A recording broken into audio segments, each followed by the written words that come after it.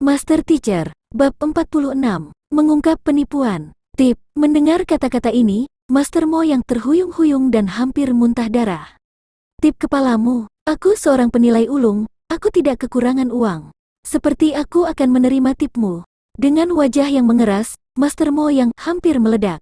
Pada titik ini, dia akan ditempatkan dalam situasi yang canggung terlepas dari apakah dia menerimanya atau tidak.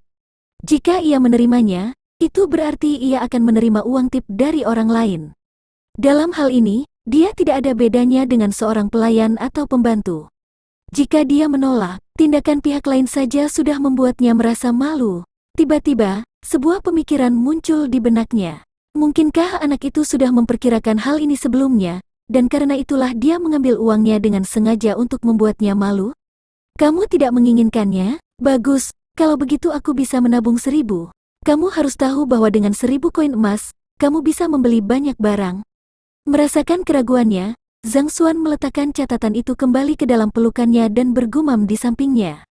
Mendengar kata-kata ini, Master Mo yang hampir pingsan. Kamu memang beruntung, memilih yang tepat. Namun, ini tidak berarti bahwa kamu telah menang. Baiklah, masih ada yang harus aku urus, jadi sudah waktunya bagiku untuk pergi. Dengan tatapan dingin, Master Mo yang berdiri, melambaikan tangannya dan bersiap untuk pergi. Tindakannya yang tegas membuat Zhang Xuan terkesan. Seperti yang diharapkan dari seorang penipu profesional. Saat keadaan menjadi kacau, dia pergi. Ketegasannya benar-benar layak dihormati. Terlepas dari apakah Zhang Xuan beruntung atau dia benar-benar terampil dalam menilai, dia tidak akan lagi diperlakukan sebagai orang gila setelah mendapatkan begitu banyak uang dalam sekejap. Daripada terus bersusah payah, jauh lebih bijaksana jika dia mengakhirinya di sini. Bagaimanapun juga, dia sudah mendapatkan keuntungan besar dari penilaian untuk orang lain. Semakin lama perdebatan berlangsung, semakin tinggi kemungkinan terjadi sesuatu yang tidak beres baginya. Hasil kompetisi kita belum konklusif, mengapa kamu terburu-buru untuk pergi? Mengingat tindakan Master Mo yang sebelumnya, tidak mungkin Zhang Xuan membiarkannya melarikan diri begitu saja. Memang, Tuan, jangan terburu-buru untuk pergi. Kamu juga mendapat untung dari barang yang kamu beli, ini tidak bisa dianggap sebagai kemenangannya. Guru hanya meremehkan musuhnya, itu sebabnya dia tidak memilih harta yang paling berharga sejak awal. Kami percaya pada Anda. Setelah upaya berhari-hari, Sang Master telah mengikat sekelompok besar pengikut setia. Aku sudah mengatakan sebelumnya bahwa aku ada urusan yang harus diselesaikan. Selamat tinggal, Master Mo yang melambaikan tangannya. Bahkan jika kamu memiliki urusan yang mendesak, aku ragu bahwa beberapa menit saja tidak akan terlalu berarti. Masih ada hal-hal yang aku ingin bimbinganmu. Zhang Xuan memblokir jalur pelarian pihak lain. Hal seperti apa? Tuan Mo yang berhenti dan berseru dengan dingin.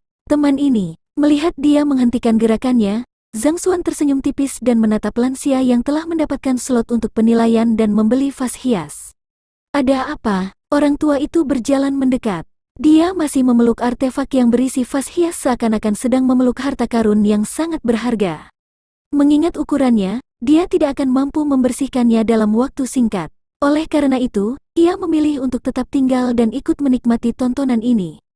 Jika aku tidak salah, barang yang kamu habiskan 80.000 koin emas untuk membelinya adalah vas hias. Selain itu, vas itu sudah rusak dan bahkan tidak seharga 1 koin emas pun. Zhang Xuan menunjuk ke artefaknya dan menyatakan, vas hias, bahkan tidak bernilai 1 sen pun. Lelucon macam apa ini? Ini adalah sesuatu yang dipilihkan Tuan untukku. Wajah orang tua itu menjadi gelap saat dia menghukum Zhang Xuan. Membersihkan artefak sebesar itu akan membutuhkan waktu yang lama. Paling tidak, kamu akan membutuhkan setidaknya 1 hari. Bagaimana kalau begini? Kamu hancurkan saja langsung di lantai dan jika aku salah, aku akan membayarmu 80.000 koin emas. Namun, jika aku benar, itu berarti kamu telah jatuh ke dalam perangkapnya dan ditipu. Jika demikian, kamu bisa meminta uangnya kembali dari orang yang menipu uangmu. Zhang Xuan menawarkan sambil tersenyum. Menghancurkannya, orang tua itu terkejut dengan kata-katanya. Kata-kata pihak lain masuk akal. Membersihkan artefak sebesar itu pasti akan memakan banyak waktu. Namun, jika dia menghancurkannya di lantai, itu hanya ingin memakan waktu sekejap. Jika memang benar seperti yang diklaim pihak lain dan ternyata hanya vas hias, maka dia akan mengalami kerugian besar. Bahkan baginya, kehilangan 80.000 koin emas sudah cukup untuk membuatnya bangkrut. Jika artefak itu ternyata palsu, dia mungkin akan bunuh diri. Jika pemuda itu mengucapkan kata-kata ini beberapa saat yang lalu, dia hanya ingin mencemooh dan mengabaikan kata-katanya. Namun, pihak lain baru saja membeli harta karun yang memberinya pendapatan 765 kali lipat. Fakta ini membuat tekadnya goyah. Jangan khawatir, harta karun sejati tidak akan mudah hancur. Bahkan jika kamu menghancurkannya, kecil kemungkinannya untuk pecah. Kamu tidak akan rugi. Merasakan keraguannya, Zhang Xuan terus maju. Baiklah, setelah merenung sejenak, sang lansia dengan santai menghancurkan artefak dalam pelukannya di lantai. Danglang, dengan suara yang tajam, artefak raksasa itu hancur berantakan, dan wujud aslinya menampakkan diri di antara lumut dan lumpur. Ternyata, itu adalah sebuah vas bunga yang pecah. Ini benar-benar vas hias. Setelah melihatnya, kerumunan orang pun memastikan bahwa benda itu memang vas hias. Meskipun benda ini adalah barang antik peninggalan zaman dahulu, tetap saja tidak bernilai tinggi. Tidak perlu dikatakan 80.000 koin emas, tidak ada yang akan membelinya bahkan dengan harga 10 koin emas. Apa yang sedang terjadi di sini? Melihat pecahan-pecahan di lantai, sang lansia membeku karena terkejut. Awalnya, dia telah menaruh semua harapannya pada artefak ini untuk menghasilkan banyak uang, namun semuanya berakhir seperti ini. Bagaimana mungkin dia tidak mengamuk? Apa yang terjadi? Kamu harus bertanya pada guru Mo yang ini. Jika aku tidak salah, dia bekerja sama dengan dealer untuk membangun ketenarannya sebagai penilai untuk menarik perhatian semua orang. Kemudian, melalui penilaiannya, dia bisa membuat kalian semua menghabiskan banyak uang untuk membeli artefak yang dia putuskan, sehingga mendapat untung dari itu. Zhang Xuan memandang Master Mo Yang dan dealer, dan sudut mulutnya merayap ke atas. Adapun mengapa dia bisa memilih benda-benda yang bernilai tinggi, alasannya sederhana. Karena proses pembersihan tidak terjadi sebelummu, mereka dapat menukar item di dalamnya dengan harta karun lain yang mereka siapkan sebelumnya dan mengklaim bahwa itu adalah yang baru saja dia pilih. Lagi pula, tidak ada yang melihat proses pembersihan, jadi tidak ada yang bisa membantah klaimnya. Ini, apakah itu benar? Mendengar kata-kata Zhang Xuan, kepercayaan semua orang terhadap Master Mo yang goyah. Setelah memilih harta karun sebelum yang lain, Zhang Xuan berhasil mengungkap harta karun palsu yang ditaksir oleh Master Mo Yang. Penonton yang tadinya sangat percaya pada Master Mo Yang mulai curiga. Danglang, sementara mereka masih sibuk merenungkan siapa yang benar dan siapa yang salah, suara keras lainnya bergema di tengah kerumunan. Orang lain yang telah menerima slot penaksiran menghancurkan artefak yang dibelinya juga. Kali ini, bukan vas hias, melainkan tembikar yang sudah tidak berguna. Dengan sekali lihat saja sudah jelas bahwa benda itu tidak ada harganya. Palsu, itu palsu. Aku menghabiskan 60.000 koin emas untuk membeli ini. Mereka adalah penipu. Melihat pecahan-pecahan di lantai, mereka yang membeli barang yang ditaksir tahu bahwa mereka telah ditipu juga dan mulai meraung-raung dengan panik. Boom, hong, puhe. Dengan dua kejadian tersebut, beberapa orang yang tersisa tidak bisa lagi menahannya. Satu demi satu, terhadap artefak yang baru saja mereka beli, mereka melempar, menghancurkan dengan palu atau memotongnya dengan pisau. Melihat apa yang ada di dalamnya, semua wajah mereka pucat. Semuanya palsu. Semuanya sampah yang tidak berharga. Kami telah ditipu. Master Mo yang ini adalah seorang penipu. Jika hanya ada satu yang palsu, orang banyak masih bisa menerimanya. Lagi pula, seorang penilai pun tidak mungkin bisa memilih harta karun dari artefak 100%. Namun, ketika kesembilan artefak yang dia taksir ternyata adalah sampah, itu hanya bisa berarti bahwa dia adalah seorang penipu. Untuk berpikir bahwa kamu masih bersikap begitu penuh kasih dan baik hati. Pui, kau hanya seorang penipu. Kerumunan orang yang mengamuk mengelilingi Master Mo Yang dan dealer dengan erat sambil menatap mereka dengan intens. Pada saat ini, bahkan pikiran untuk membunuh mereka pun terlintas di benak mereka. Lagi pula, tidak ada uang yang datang dari langit. Jika tidak ada yang melihat penipuan tersebut, dan mereka baru menyadari bahwa itu adalah penipuan setelah mereka selesai membersihkannya, siapa yang dapat mereka temukan untuk memperbaiki keluhan mereka? Jangan dengarkan omong kosong anak ini. Bahkan penilai ulung pun ada kalanya mereka lengah. Aku benar-benar tidak mengenal pedagang artefak ini. Melihat tatapan mematikan di mata kerumunan, Master Mo yang menyadari bahwa tidak mungkin lagi membodohi mereka dan malah mengaum marah. Jika beberapa saat yang lalu, orang banyak pasti akan mendengarkan kata-katanya. Tapi sekarang, tidak ada yang memperhatikannya lagi. Peng peng peng boom, suara seseorang yang memukul kantung pasir manusia menggema dari kerumunan orang banyak. Setelah itu, teriakan kesakitan bisa terdengar. Dalam cobaan berat ini, bahkan si penjual artefak pun tidak luput. Adapun pemrakarsa insiden tersebut, Zhang Xuan, telah menyelinap keluar saat kekacauan terjadi di dalam. Dunia ini sangat luas, dan setiap hari, ada orang yang menipu orang lain, dan ada orang yang ditipu oleh mereka. Dia bukanlah dewa yang maha kuasa, dan tidak mungkin baginya untuk ikut campur dalam semua itu. Jika bukan karena mulut Tuan Moyang yang berlebihan, dia tidak akan mau repot-repot membeberkannya. Sekarang mereka yang tertipu telah mengetahui situasinya, tentu saja, mereka memiliki cara mereka sendiri untuk mengatasi masalah tersebut. Zhang Xuan tidak perlu mengkhawatirkan mereka. Toko buku Huang Yu berjalan perlahan di sepanjang pasar. Sebuah toko raksasa muncul di hadapannya. Di dalamnya, terdapat berbagai macam buku yang memenuhi rak-rak buku di dalamnya.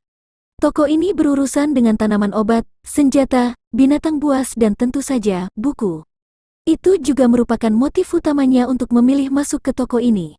Coba aku lihat, Zhang Xuan mengangkat kakinya dan melangkah masuk ke dalam toko. Bab 47, Huang Yu, Gongxi, apakah kamu kesini untuk membeli buku atau melihat-lihat buku? Gongxi adalah tuan muda. Saat dia melangkah masuk ke toko buku, seorang wanita muda melangkah maju untuk menyambutnya. Berusia sekitar 17 hingga 18 tahun, wajah dan penampilannya yang murni sangat memikat. Meskipun dia masih sedikit kurang dibandingkan dengan Shen Biru Laoshi, dia dianggap sebagai kecantikan yang luar biasa. Apakah ada buku panduan rahasia tentang teknik budidaya fighter 6 dan di sini? Zhang Xuan mengungkapkan tujuannya di sini kepadanya. Teknik kultivasi 6 dan fighter?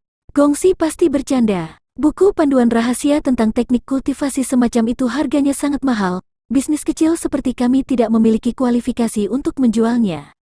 Jika kamu ingin beberapa buku panduan teknik kultivasi tingkat pemula, kami memiliki beberapa di sini.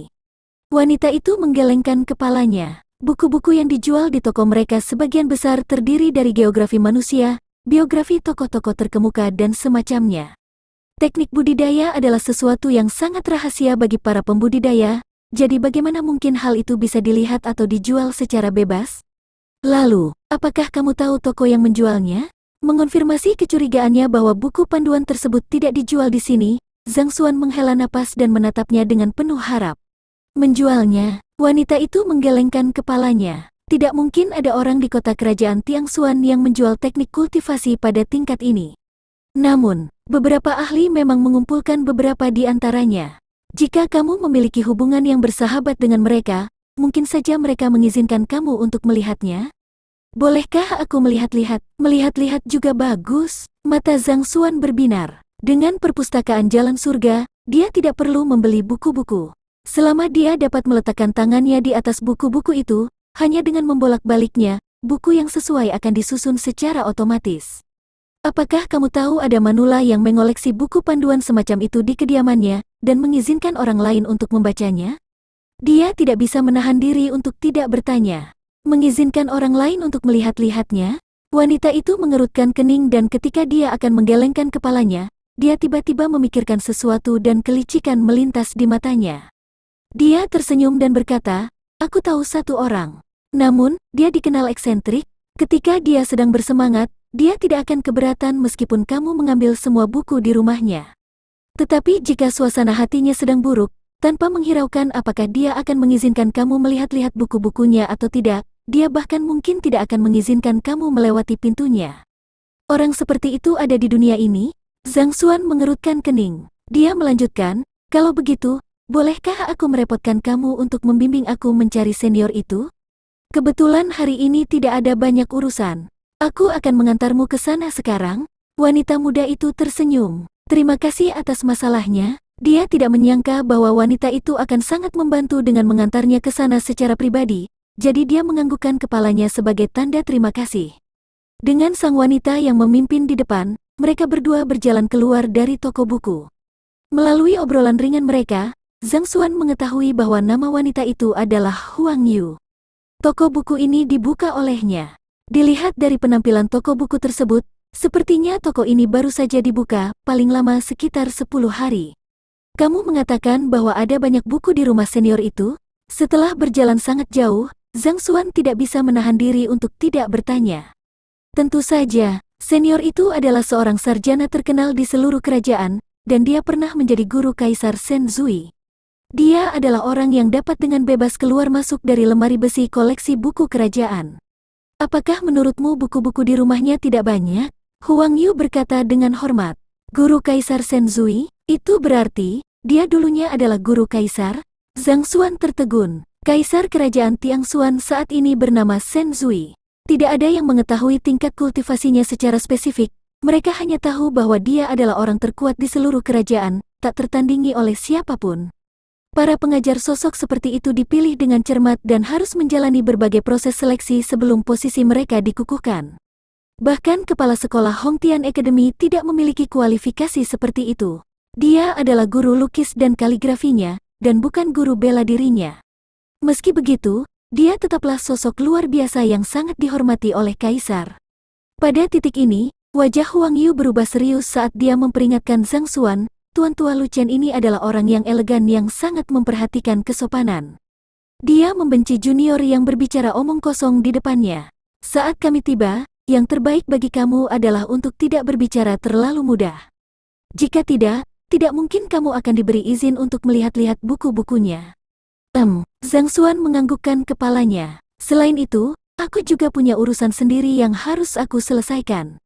Ketika kita tiba, kamu harus berurusan dengan masalah peminjaman buku sendiri, jangan mengacaukan urusanku dengan urusanmu. Huang Yu melirik dengan matanya yang indah saat dia berbicara. Jangan khawatir, aku tidak akan menempatkan kamu dalam posisi yang sulit. Memahami makna di balik kata-katanya, Zhang Xuan tersenyum menanggapi. Dia sudah bersyukur karena dia bersedia membawanya. Jika dia mampu, dia akan bisa meminjam buku-buku itu. Namun, bahkan jika dia berakhir dengan kegagalan, tidak ada yang bisa dilakukan. Apapun yang terjadi, dia tetaplah seorang guru.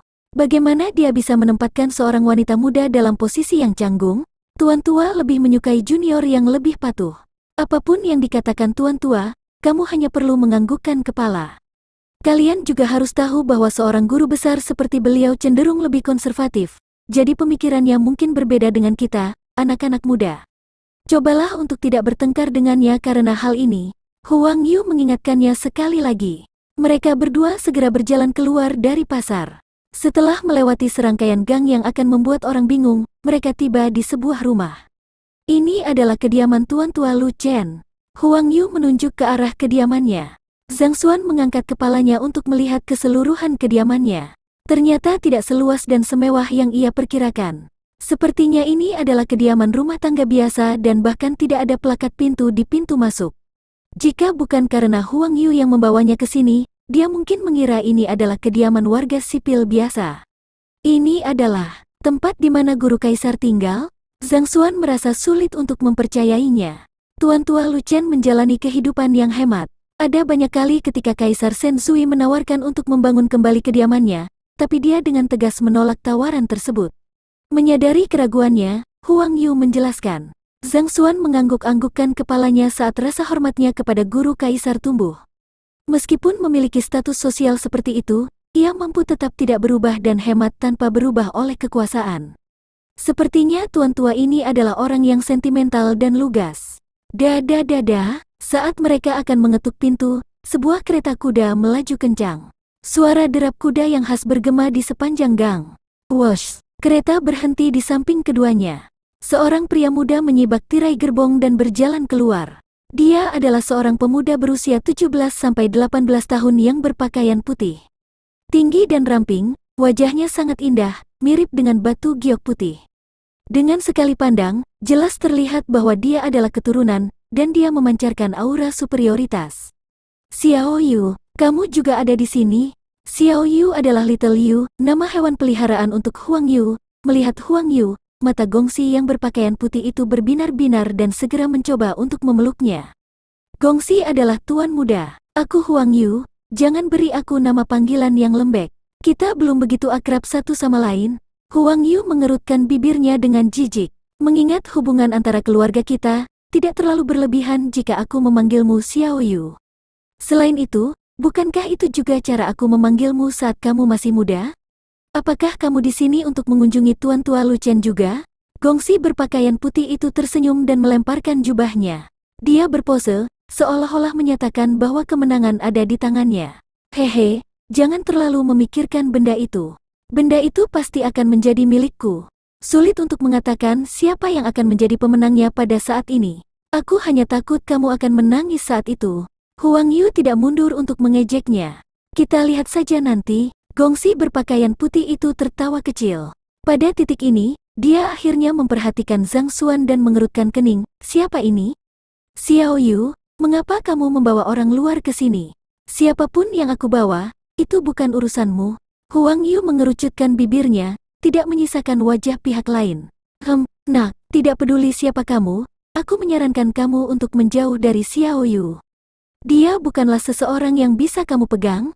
Melihat Zhang Xuan, Gongxi berpakaian putih itu menyipitkan matanya dan meludah dengan dingin. Zhang Xuan tidak menyangka akan mendapat ancaman ketika dia datang ke sini hanya untuk meminjam buku. Perasaan tidak berdaya yang kuat melanda dirinya. Menggunakan kata-kata dari dunia sebelumnya, dia beruntung seperti luwak yang mati. Yang dilakukan Huang Yu hanyalah membawanya ke sini, mereka hanya sekedar kenalan. Apakah kamu benar-benar harus bertindak sejauh itu? Diancam oleh seseorang, Zhang Xuan merasa tidak senang. Dia meregangkan punggungnya dan melambaikan tangannya. Kamu terlalu banyak ikut campur. Aku minta maaf, tapi aku rasa kamu tidak perlu mengkhawatirkan hal itu. Baiklah, aku harap kamu tidak menyesali kata-katamu. Dia tidak menyangka bahwa seorang pemuda yang belum pernah dia temui sebelumnya akan berani berbicara kepadanya dengan cara seperti itu. Alis Gongxi berpakaian putih itu terangkat dan matanya menyipit. Berbalik, dia mengabaikan dua orang lainnya dan berjalan ke depan halaman untuk mengetuk pintu. Mengapa kamu begitu gegabah? Saat pria berpakaian putih itu mengetuk pintu, suara cemas Huang Yu terdengar di telinga Zhang Xuan.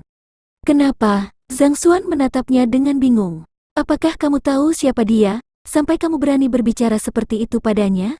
Melihat ekspresi tidak sadar di wajah pihak lain, Huang Yu merasa sedikit tidak berdaya. Sungguh sulit untuk mengatakan apakah orang ini memiliki hati yang kuat atau ada yang salah dengan kepalanya. Siapa yang peduli siapa dia?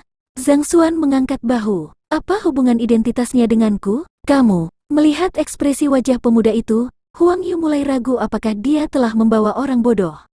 Melihat tatapan acuh tak acuh di matanya, dia dapat mengatakan bahwa dia benar-benar tidak terganggu dengan identitas orang yang baru saja dia singgung. Karena kehabisan kata-kata, dia hanya bisa memperkenalkan orang itu kepadanya. Dia adalah putra tunggal Zenan Wang, Bai Sun. Zenan Wang dikenal sebagai orang nomor satu yang berwibawa di kerajaan Tiangshuan, posisinya hanya berada di bawah Kaisar Shenzui. Menyinggung putra semata wayangnya berarti akan sulit baginya untuk mencari nafkah di kerajaan Tiangshuan. Awalnya, dia berpikir bahwa mengungkapkan identitas pihak lain akan menimbulkan rasa takut pada orang ini dan dia akan bertanya kepadanya bagaimana dia harus menyelesaikan masalah. Berlawanan dengan ekspektasinya, Zhang Xuan menoleh dengan ekspresi bingung. Zenan Wang. Siapa dia? Bab 48. Mainan apa ini? Huang Yu merasakan penglihatan sebelum dia berputar dan dia hampir pingsan di tempat. Bahkan tidak mengenal Zenan Wang. Kawan, apakah kamu benar-benar berasal dari kerajaan Tiangshuan? Apakah kamu yakin kamu tidak muncul dari suatu tempat terpencil? Pada saat ini, dia mulai menyesal membawa orang ini ke sini. Mengingat betapa bodohnya dia, kemungkinan dia akan mengatakan sesuatu yang salah dan menariknya ke bawah bersamanya. Sebenarnya, Zhang Xuan tidak sedang bersandiwara, dia benar-benar tidak peduli dengan masalah ini. Dirinya yang sebelumnya adalah guru terburuk di akademi. Selama ini, dia sibuk memikirkan bagaimana caranya agar dirinya tidak dikeluarkan dari sekolah.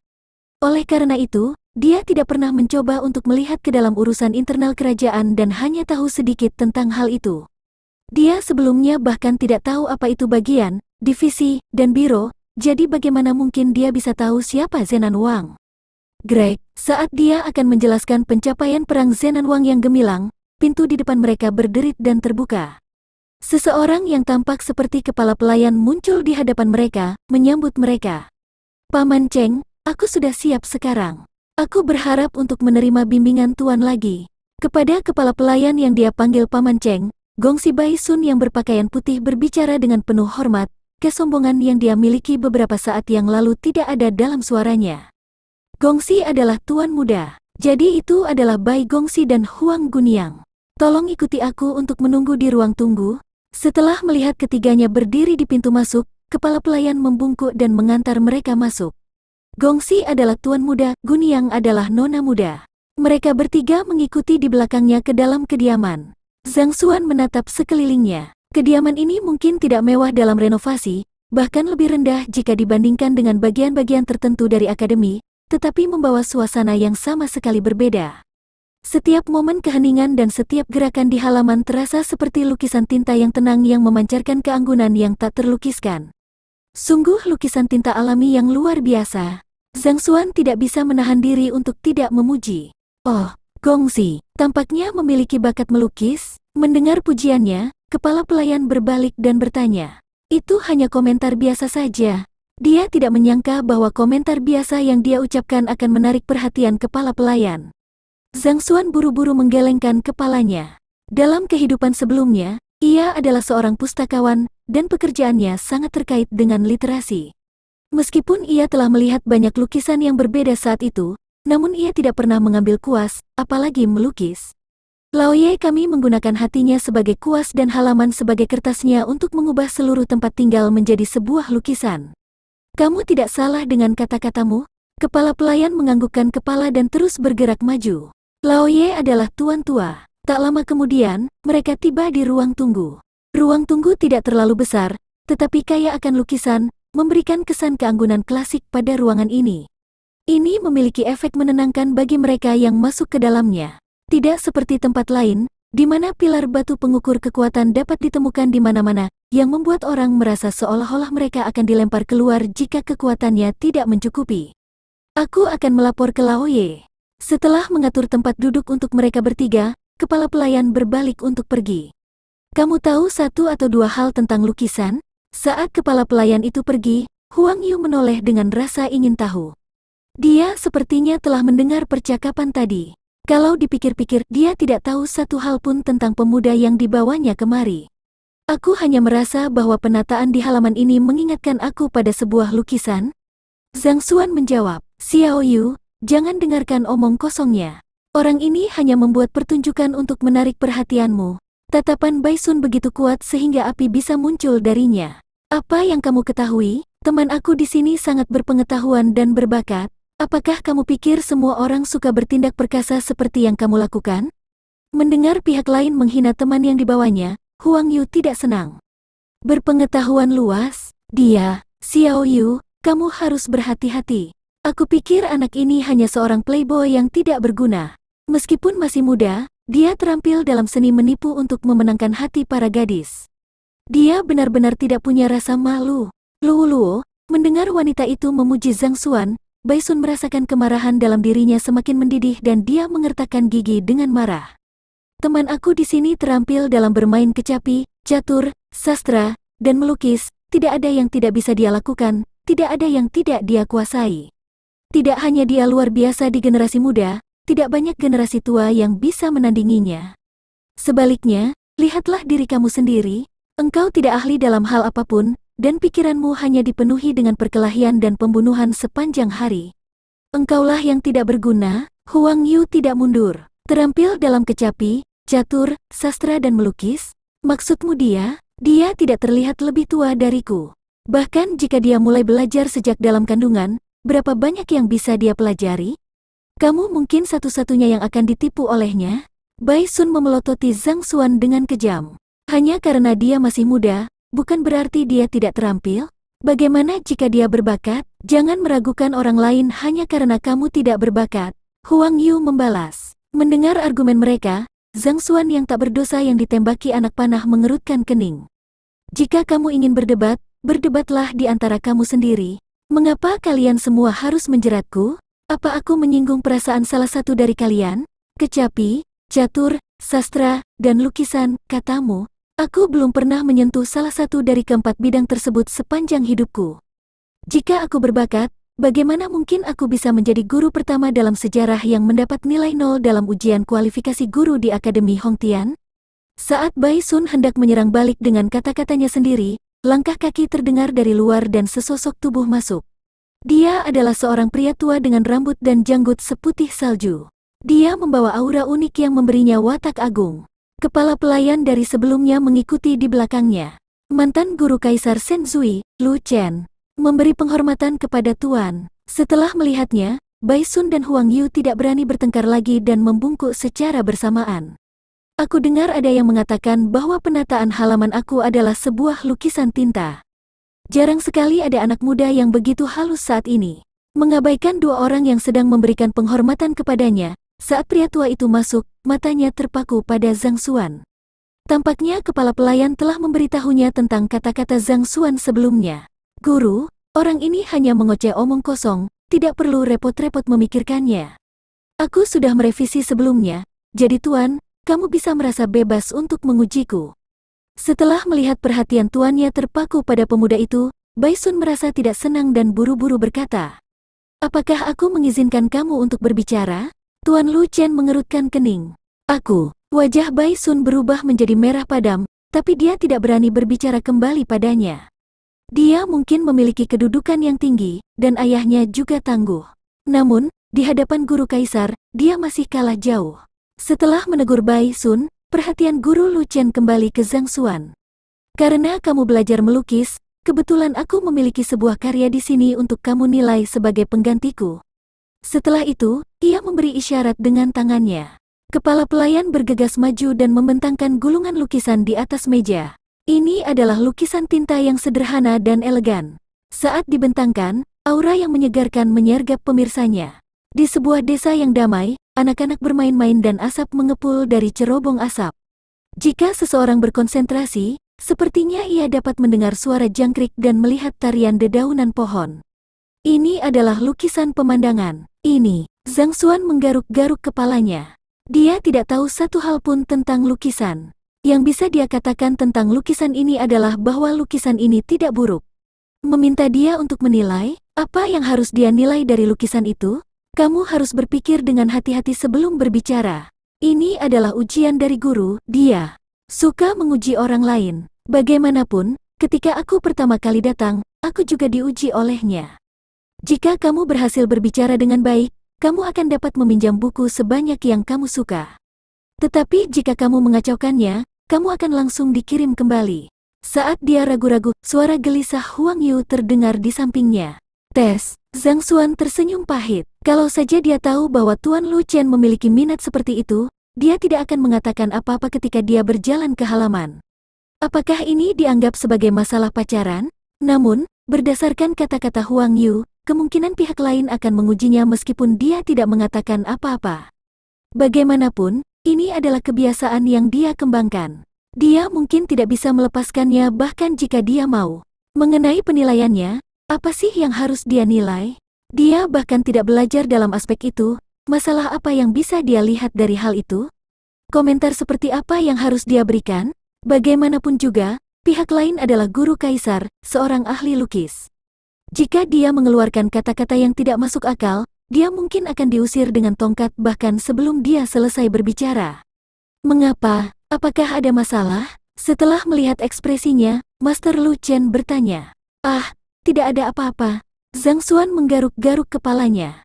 Saat dia bingung bagaimana dia harus mengatur kalimatnya untuk menghasilkan kata-kata yang tidak dapat ditemukan kekurangannya oleh pihak lain, sebuah pemikiran tiba-tiba muncul di benaknya. Karena perpustakaan Jalan Surga mampu mengotentikasi barang, lalu, apakah mungkin ia bisa mengetahui kekurangan pada lukisan? Pada titik ini, ia tidak bisa menahan diri untuk tidak melangkah maju dan menyentuh lukisan itu secara perlahan. "Weng!" Sebuah suara bergema di kepalanya dan sebuah buku muncul di benaknya.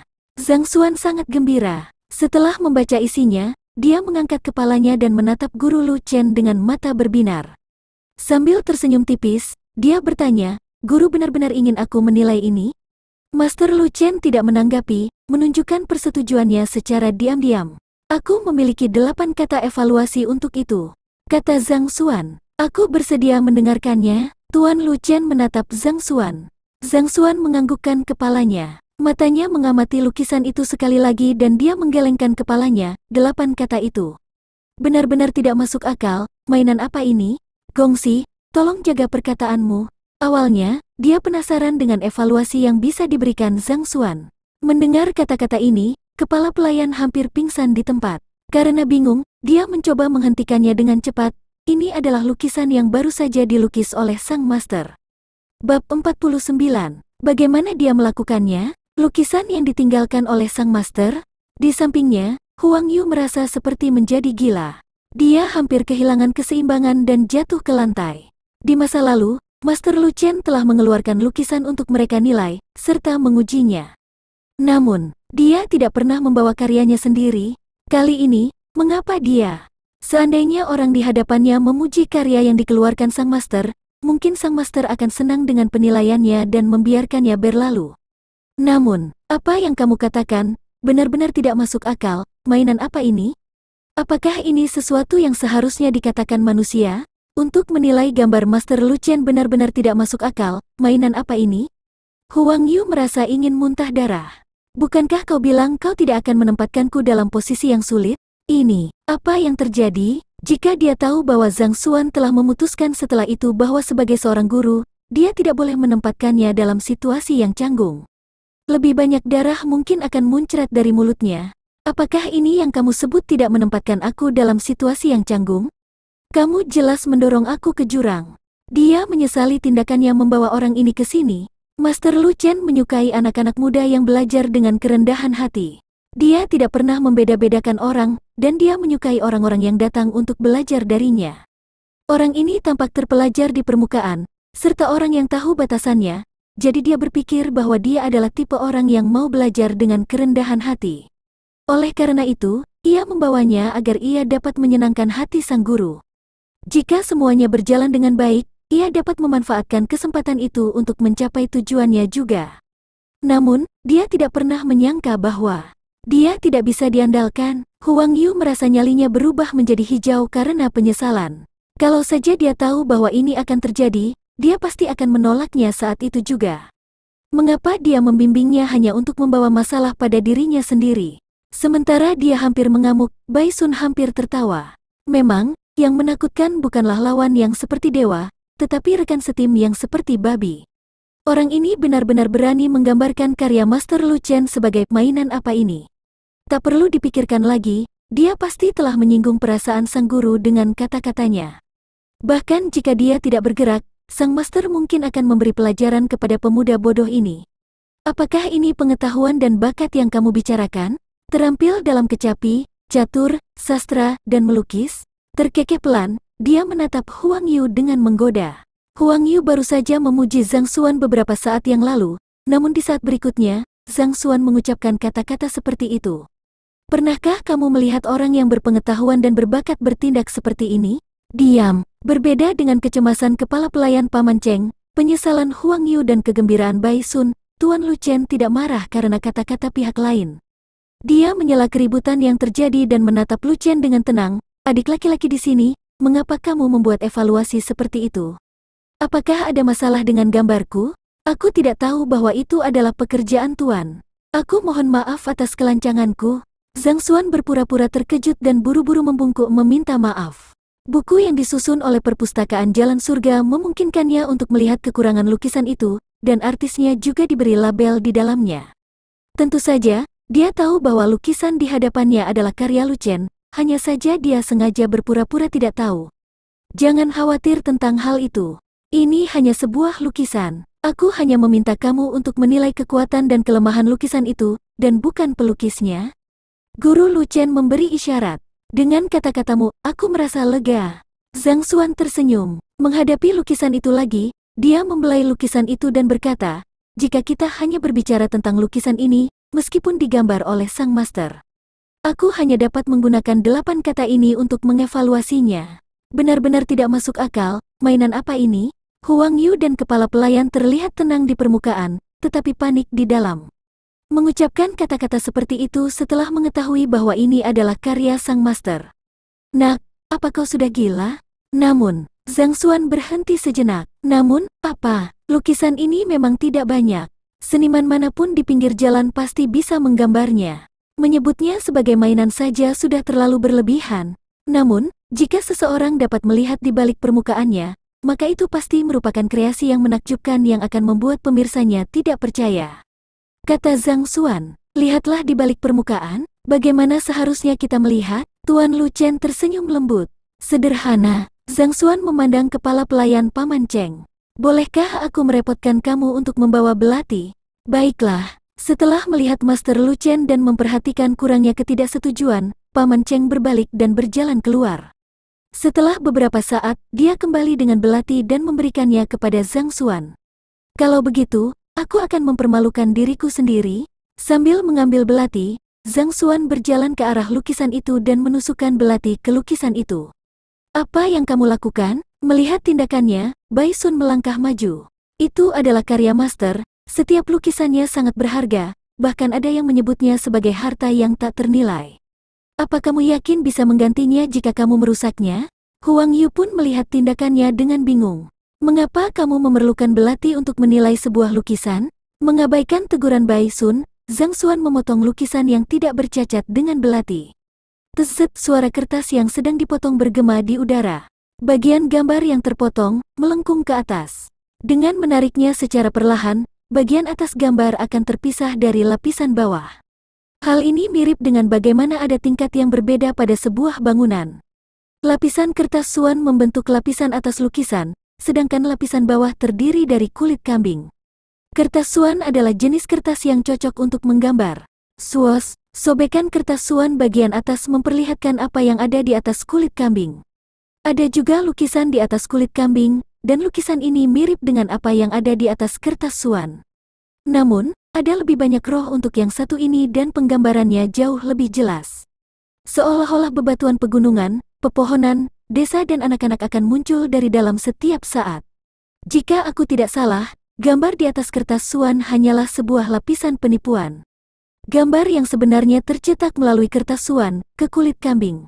Ini adalah rahasia sebenarnya di balik gambar master. Setelah merobek kertas suan dengan hati-hati, Zhang Xuan tersenyum. Ini, terlepas dari apakah itu Huang Yu, kepala pelayan atau Bai Sun, semua mata mereka terbelalak tak percaya. Untuk menanamkan tinta di luar kertas suan pada kulit kambing dengan paksa, belum lagi gambar di atas kertas harus mempertahankan tingkat kejernihan tertentu, sehingga tidak ada cacat yang terlihat di atasnya. Ini sungguh luar biasa. Kedua lukisan ini ditumpuk di atas satu sama lain dengan sempurna. Bagaimana dia bisa tahu? Lumayan. Setelah melihat pemuda itu dengan mudah mengungkap rahasia di balik lukisannya, mata Master Lu Chen berbinar. Kali ini, tatapannya ke arah pemuda itu penuh dengan pujian. Pada saat yang sama, ia juga merasa sangat terkejut. Kemampuannya untuk mencetak pada kulit kambing melalui lapisan kertas dengan paksaan adalah sesuatu yang baru saja ia pahami. Dia tidak pernah memamerkannya di depan orang lain. Namun, anak muda ini mampu melihatnya dalam sekejap. Mata ketajamannya sungguh luar biasa. Lalu, bagaimana dengan gambar ini? Master Lu Chen berbalik dan menunjuk ke sebuah lukisan yang tergantung di dinding. Ada seekor binatang buas raksasa yang dilukis di atasnya. Mirip dengan harimau buas yang turun dari gunung, auranya yang ganas membuat pemirsanya tercengang. Jika seseorang yang penakut melihat lukisan ini, mereka mungkin akan jatuh lemas ke tanah, karena takut mengeluarkan suara. Zhang Xuan melangkah maju dan membelai lukisan itu dengan lembut. Kemudian, ia tersenyum, lukisan ini tidak buruk, tetapi kurang dalam hal watak. Jika aku tidak salah, pelukis karya ini belum pernah melihat binatang buas yang digambarkan dalam gambar sebelumnya. Gambar ini hanya berdasarkan interpretasi pribadinya. Ini, tubuh Master Lu Chen bergetar saat matanya melebar menjadi lingkaran penuh. Orang lain mungkin bingung dengan apa yang dikatakan Zhang Xuan, tapi dia mengerti apa yang dimaksud pihak lain. Hal ini karena lukisan ini adalah karyanya juga. Binatang buas dalam lukisan ini dikenal sebagai Qixiong dan merupakan bentuk kehidupan yang langka. Dikatakan memiliki kekuatan tak terbatas dan pertahanan yang tak terkalahkan, sampai-sampai tidak ada senjata yang mampu melukainya. Seperti yang dikatakan oleh pihak lain, memang benar bahwa ia belum pernah bertemu dengan bentuk kehidupan seperti itu. Alasan mengapa ia bisa menggambar lukisan ini adalah karena ia telah membolak-balik banyak buku untuk memenuhi imajinasinya. Lukisan ini adalah salah satu karya kebanggaannya. Ini juga merupakan alasan mengapa lukisan ini digantung di lokasi paling tengah Lounge. Banyak sekali ahli lukisan yang telah datang berkunjung dan mereka dipenuhi dengan pujian untuk lukisan ini. Mereka semua menganggap lukisan itu megah dan hidup. Mengapa anak muda itu mengatakan bahwa lukisan itu kurang hidup? Karena pihak lain dapat melihat keseluruhan situasi di balik lukisan lain dalam sekejap. Matanya untuk hal-hal seperti itu haruslah yang terbaik. Lebih jauh lagi, ia dapat mengetahui bahwa ia belum pernah melihat Chi Xiong hanya dengan melirik lukisan itu, jadi sangat mungkin ia memiliki alasan tersendiri untuk mengatakannya. Bagian mana yang kurang dalam disposisi? Maukah kamu berkenan mencerahkanku? Pada titik ini, Master Lu Chen tidak lagi memiliki sikap superioritas seperti sebelumnya saat dia buru-buru bertanya. Melihat guru kaisar yang terus menguji mereka, membuat mereka menggaruk-garuk kepala tanpa daya berkali-kali, mencari bimbingan dengan kerendahan hati dari seorang pemuda yang bahkan belum genap berusia 20 tahun, Huang Yu dan Bai Sun saling bertatapan dan mereka merasa ingin pingsan. Terutama Huang Yu, matanya tidak bisa berhenti berkedip. Guncangan itu menghantam pikirannya seperti ombak yang mengepul. Orang itu, bagaimana dia melakukannya? Bab 50. Rekan sejawat, itu sederhana. Tanpa menyadari keterkejutan dan pikiran yang melintas di benak orang lain, Zhang Xuan tersenyum. Meskipun Chi Xiong dikenal karena pertahanannya yang tak terkalahkan, tubuhnya ramping seperti pedang yang tajam. Ia berspesialisasi dalam serangan cepat dan mengatasi lawan-lawannya melalui kecepatan daripada kekuatan. Dari sini, dapat disimpulkan bahwa wataknya seharusnya seperti pedang yang tajam dan bukannya gunung yang berat. Mengingat, bagaimana sang pelukis salah menggambarkan watak binatang buas itu, maka, jelaslah bahwa ini adalah sebuah interpretasi. Tubuh Master Lu Chen bergoyang. Bukan berarti pihak lain tidak akurat dalam penilaiannya, tetapi dia terlalu akurat. Selama ini, dia berpikir bahwa karena Chi Xiong dikenal karena pertahanannya yang tak terkalahkan, maka wataknya haruslah berat seperti gunung. Pengingat dari anak muda itu membuatnya teringat akan sebuah pengantar tentang binatang buas itu dari sebuah buku. Disebutkan bahwa ia sangat cepat, membunuh lawannya bahkan tanpa menampakkan diri. Inilah alasan mengapa hanya sedikit orang yang pernah melihat wujud aslinya. Salah satu pantangan terbesar seorang pelukis adalah salah dalam menentukan disposisi yang seharusnya dibawa oleh lukisan mereka. Jika disposisi tidak sesuai dengan subjeknya, maka lukisan yang paling berharga sekalipun akan direduksi menjadi sampah. Zhang Xuan sudah menjaga harga dirinya dengan mengatakan bahwa lukisannya tidak buruk, alih-alih mengatakan sesuatu yang lebih ekstrim. Luar biasa, luar biasa. Dengan wajahnya yang memerah karena kegembiraan, Master Lu Chen mengungkapkan penilaiannya yang tinggi terhadap Zhang Xuan. Kalau hanya satu lukisan, mungkin saja itu hanya keberuntungan atau kebetulan. Namun demikian, untuk melihat inti di balik dua lukisan yang berbeda dalam sekejap, ia bisa dengan yakin mengatakan bahwa anak muda di hadapannya mungkin terlihat masih muda, tetapi ia adalah seorang pelukis master sejati. Keterampilannya hanya bisa lebih unggul dari dirinya sendiri. Sangat mudah untuk berteman, tetapi sulit untuk menemukan belahan jiwa. Sepanjang kariernya sebagai pelukis, ia tidak dapat menemukan yang setara di seluruh kerajaan Tiangxuan.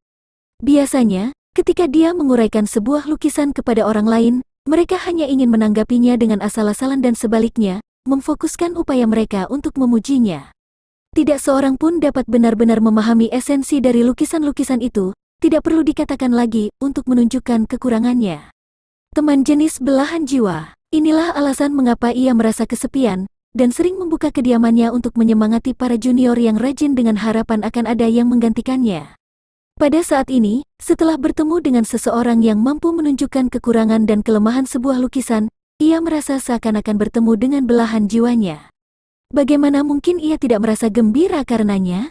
Jika bukan karena kemauan yang kuat dan pengendalian diri, dia mungkin akan melompat kegirangan di tempat. Melihat tuannya begitu bersemangat, Huang Yu dan Bai Sun tidak lagi bertengkar dan saling menatap. Mata mereka melebar menjadi lingkaran penuh, hampir keluar dari kepala mereka.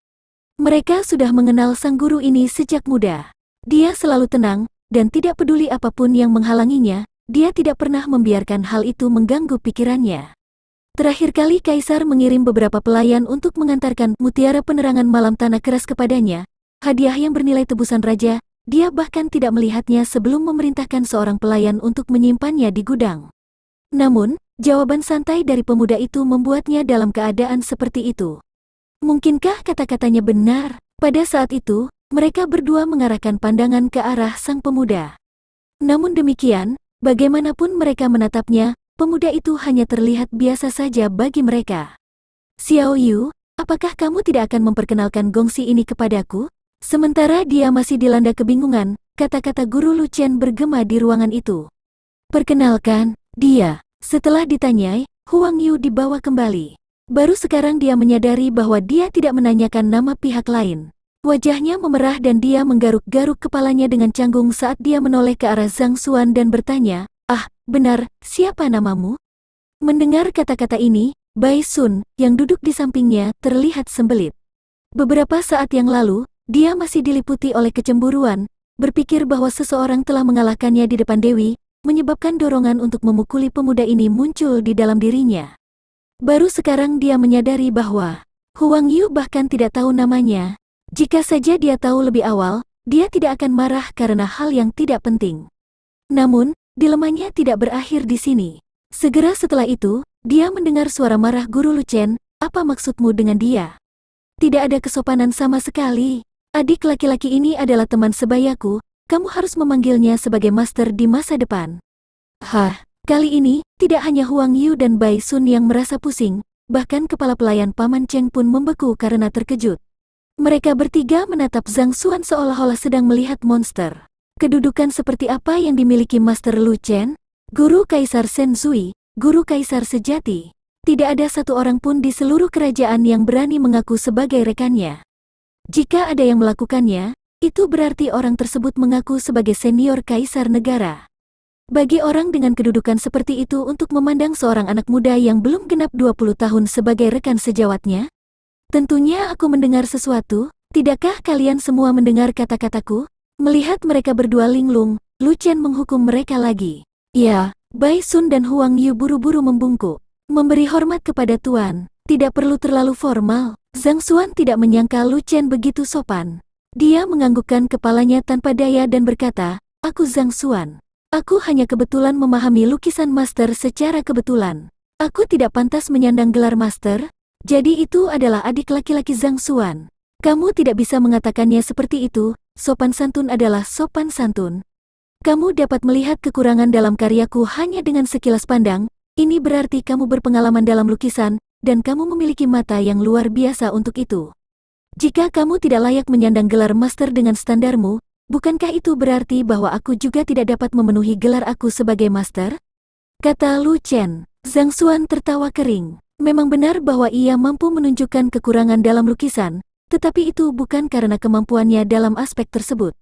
Dia hanya menggunakan cheat yang disebut perpustakaan jalan surga. Tanpa ini, tidak perlu dikatakan menilainya, ia mungkin akan menggaruk-garuk kepala dengan ekspresi bingung, bahkan tidak dapat mengidentifikasi apa yang sedang digambar. Baiklah, berhentilah bersikap sopan. Jangan ragu untuk menegur para junior ini ketika kamu bertemu mereka di masa depan.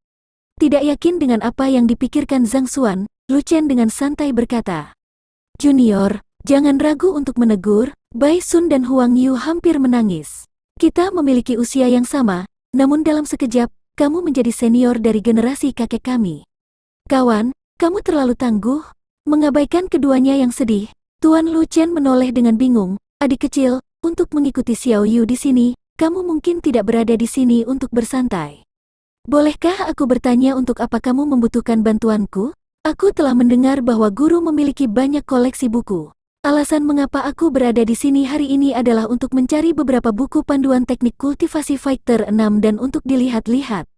Mendengar guru Lu Chen mempertanyakan tujuannya, Zhang Xuan buru-buru menjawab. Tujuan utama dari perjalanannya di sini adalah, dia tidak boleh membiarkan kesempatan ini berlalu begitu saja.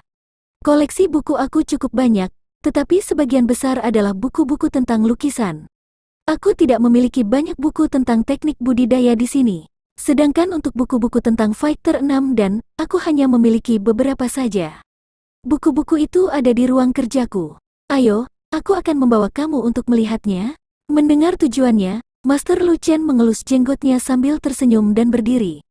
"Lao Ye, ruang kerjamu." Kepala pelayan Paman Cheng dengan cepat berjalan ke depan dan bertanya dengan penuh tanya. Lao Ye adalah tuan tua. Ruang kerja Lao Ye memang memiliki cukup banyak buku edisi terbatas, dan masing-masing buku tersebut sangat berharga.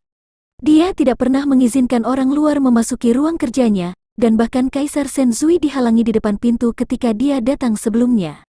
Ada seorang pelayan yang tidak mengetahui aturan dan berlari masuk untuk membersihkan kamar. Pada akhirnya, dia dipukuli sampai mati. Inilah alasan mengapa studi tentang kediaman Lu adalah zona terlarang di dalam zona terlarang, dan tidak ada yang berani memasukinya. Namun, Laoye berniat untuk membawa seorang pemuda yang baru saja ia temui, membuatnya bingung. Alasan mengapa aku tidak mengizinkan orang lain memasuki ruang kerja aku adalah karena takut mereka akan merusaknya dengan kekasaran mereka. Adik laki-laki Zhang Xuan adalah teman sejawat aku dan seorang pelukis ulung. Merupakan suatu kehormatan bagiku untuk mengizinkannya masuk dan memberikan beberapa petunjuk. Tidak ada alasan bagiku untuk melarangnya masuk sama sekali. Wajah Master Lu Chen menjadi gelap. Ya, Paman Cheng mundur dengan bingung. Dia mungkin tidak tahu apa-apa tentang lukisan, tetapi bahkan dia dapat mengetahui pada saat ini, bahwa tidak ada satupun kesalahan dalam penilaian pemuda itu. Jika tidak, mustahil sikap Laoye bisa berubah 180 derajat dan bertindak begitu ramah. Ayo pergi, Master Lu Chen memimpin jalan sementara Zhang Xuan mengikuti di belakangnya. Setelah beberapa saat, mereka sampai di sebuah ruangan yang luas. Seperti yang diharapkan dari seorang master yang sangat dipuji oleh Huang Yu, koleksi buku di ruang kerjanya sangat banyak. Semua jenis buku panduan memenuhi rak-rak, dan setidaknya ada ratusan ribu buku di sini. Zhang Xuan merasa seolah-olah dia telah masuk ke sebuah perpustakaan. Berjalan di antara rak-rak sambil melihat-lihat dengan santai, persis seperti yang dikatakan pihak lain. Buku-buku itu semuanya tentang lukisan, dan hampir tidak ada tentang teknik kultivasi dan seni bela diri. Mereka yang mempelajari teknik budidaya ada di sini. Hanya ada beberapa dari mereka. Mereka tertinggal di belakang ketika aku masih berkultivasi. Guru Lu Chen memperkenalkan sambil tersenyum sambil membawa Zhang Xuan ke sudut ruang kerja.